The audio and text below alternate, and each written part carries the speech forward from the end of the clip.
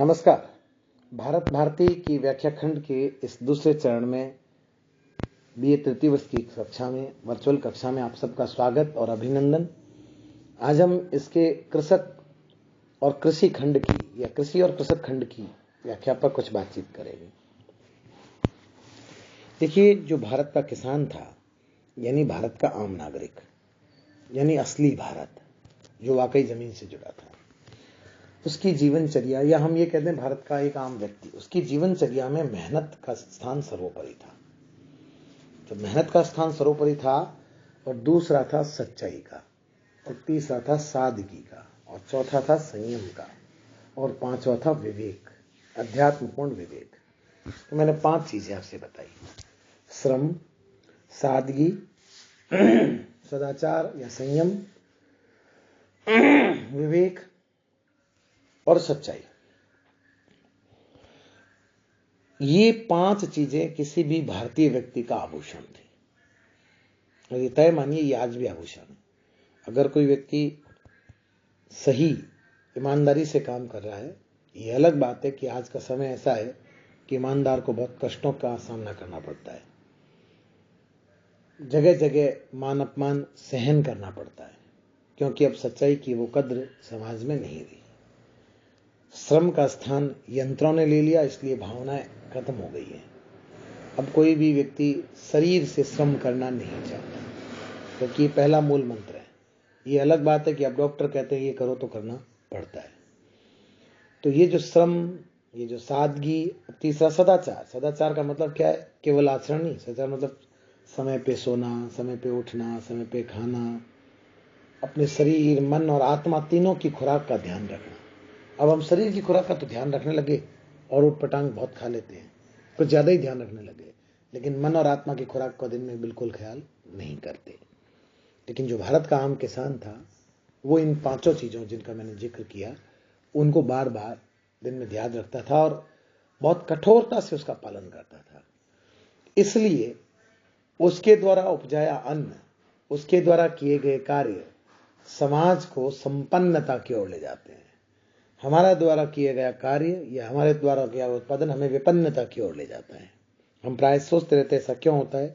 उसका कारण ये है कि हमने वो सादगी खो दी, हमने वो सच्चाई खो दी, हमने वो संयम खो दिया, हमने वो श्रम खो दिया, और हमने वो विवेक खो दिया। जब इन 5 को हम खो देंगे, विवेक को मैं थोड़ा कहना भूल गया था, बाकी चीजें याद आपको ध्यान में आएगी। विवेक का मतलब है किसी कार्य को करने से पहले पूर्णतः विचार करना। इस कार्य के कितने आयाम हैं, इस कार्य को कितना करने से कितना फायदा होगा, कैसा करने हैं, भले ही श्रम लगे, भले ही देर हो, लेकिन हमें जाना सीधे रास्ते ही है। तो ये रास्ता थोड़ा कठिन जरूर लगता है आपको, क्योंकि आज की जीवन शैली में आप बहुत सेफ जोन में रहने के आदी हो गए हैं, आराम से रहने के आदी हो गए हैं। लेकिन ये रास्ता ज्यादा सटीक, प्रभावी और आपके तेज को बढ़ाने वाला है। दूसरे रास्ते आपके तेज को हर लेते हैं। तो आपको ये देखना होगा कि कौन सा ऐसा रास्ता है जो मुझे और मेरे तेज को या मेरे वर्चस्व को बढ़ाता है, मुझे मजबूत करता है। मुझे मतलब मेरी आत्मा को, मेरे मन को, और फिर मेरे शरीर को। अब हम उल्टा चलते कि पहले हमारा शरीर, फिर हमारी मन या आत्मा, और इन 2 के बारे में तो हम विचार करते ही नहीं है। हम केवल शरीर को लिए चलते रहते हैं, जो कि कुछ है ही नहीं असल में। जो तो नासवान है और उसको नष्ट होना है, एक दिन वैसे ही नष्ट होना है। तो हमें इस पर विचार करने के बजाय पहले मन को ठीक करें, फिर आत्मा को ठीक करें। अगर आत्मा में गड़बड़ी है तो आत्मा तो वैसे गड़बड़ होती नहीं है, बस उसमें अध्यात्म या ध्यान इत्यादि के माध्यम से उसे समुचित आहार देने की जरूरत है। मन चंचल है, उसमें विकृतियां आए तो वो लोभ, राग, द्वेष, ईर्ष्या से भरा है, उसको निकालें, जितना निकाल सके, जितना उलीझ सके उलीझ दें, उल्टी की तरह निकाल दें बाहर। और फिर शरीर का संयम पूर्ण ध्यान रखें। तो क्या मजाल है कि हम उस तरह से नहीं कर सकते। तो बता रहे हैं अब कवि कि अब पूर्व किसी अन्न की होती नहीं उत्पत्ति है, पर क्या इसी से अब हमारी घट रही संपत्ति है। यदि अन्य देशों को यहां से अन्न जाना बंद हो, तो देश फिर संपन्न हो, क्रंदन रुके, आनंद हो। देखिए, पहले हम कमाते थे तो हमारा मूल मंत्र था घरों के बाहर, आज भी आप उसको लिखते हैं उस मूल मंत्र को, और वो है शुभ और फिर लिख लाभ। ये हमारी संस्कृति का लक्षण है कि हम शुभ को प्रधानता देते हैं, लाभ को दूसरे नंबर अब जो पश्चिम की संस्कृति का प्रभाव, जो टीवी, मीडिया और ये फालतू के सोशल जो मीडिया के स्टैंड्स इनके माध्यम से आ रहा है, वो आपको शुभ के से फोर लेते हैं, आप मतलब कि उसको शुभ की तरफ आपका ध्यान हटाते हैं और लाभ की तरफ आपको ज्यादा आकृष्ट करते हैं। इसलिए हर आदमी लाभ की सोचता है कि मैं क्या करूं। लाभ की सोचना बुरा नहीं है और सोचना ही चाहिए, लेकिन वह लाभ शुभ के माध्यम से आए ये सोचना चाहिए। उस लाभ का माध्यम शुभ हो, ये विचार करने की आवश्यकता है।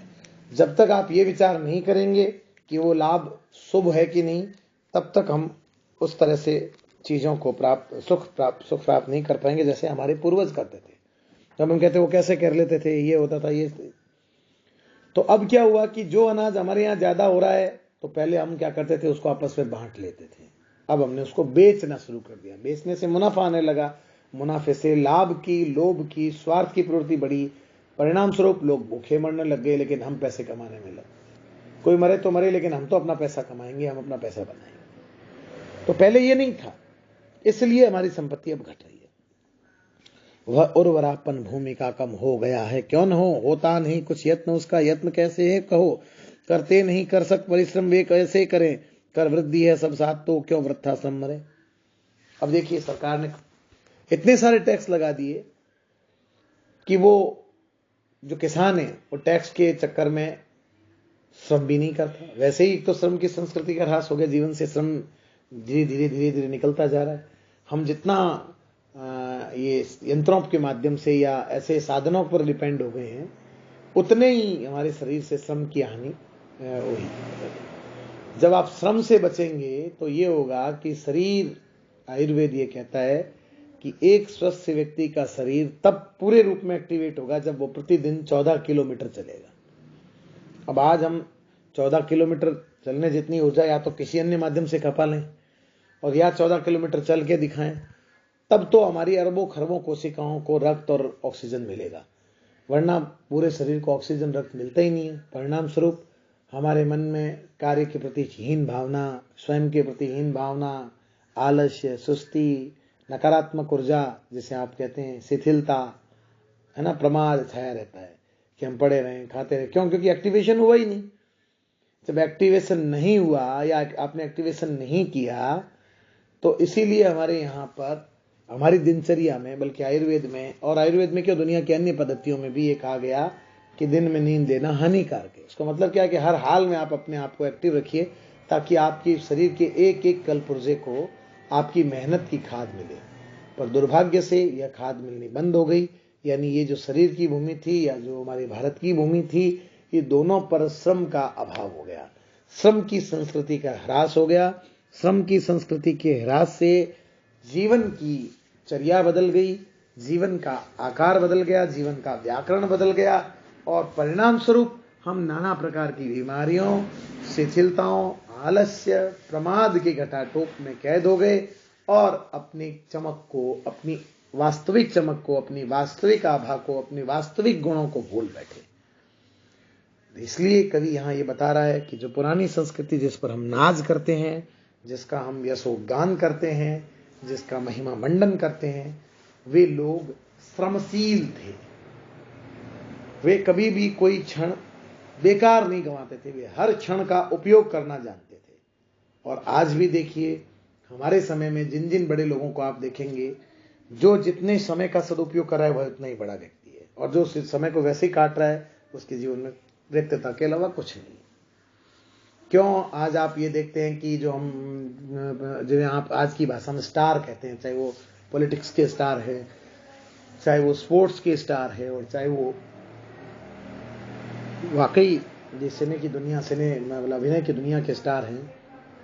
ये क्यों स्टार है? क्योंकि इनके पास बिल्कुल समय नहीं है हमारी तरह वृथा बातचीत का और उसका। और आप देखते हैं इनसे मिलने के लिए हमें अपॉइंटमेंट लेना पड़ता है। ये क्यों? क्योंकि वो उनका शेड्यूल फास्ट है, बहुत ज्यादा व्यस्त है। इतने से इतने बजे मुझे ये करना है, इतने बजे ये करना है, इतना बजे, तब जाकर वो अपने जीवन को स्टारडम के जीवन पर ला सकते हैं। हमारे जीवन में कोई शेड्यूल है नहीं, कोई तारतम्य व्यवस्था नहीं है। हमारा मतलब आम भारतीय के जीवन में। इसलिए आम भारतीय ने अपनी आभा खो दी, अपनी चमक खो दी, अपना तेज खो दिया, और परिणाम स्वरूप हम पतन के रास्ते पर आ गए। तो ये थी भारत भारती के माध्यम से भारत कवि की स्थिति की कसी और कसक के कारण से हमारे जीवन में क्या परिवर्तन आए।